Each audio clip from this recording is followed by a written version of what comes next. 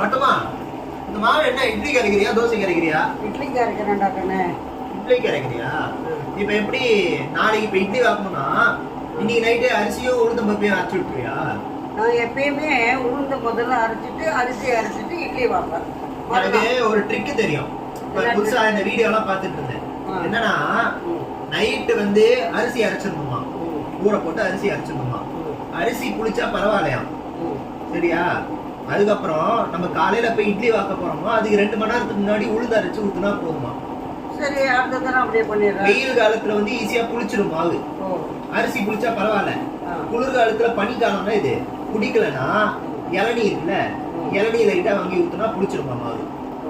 அப்படி பண்ணா கடைசியா வருது பத்தியா மாவு, அடி மாவு. அது வரைக்கும் வந்து நம்மளுக்கு இட்லி சாஃப்டா மல்லிகைப்பூ மாதிரி வரும். அப்ப அடுத்த தடவை அப்படி பண்ணி நீ என்னதான் பண்ணாலும் கல்லு மாதிரி தான் இருக்கு.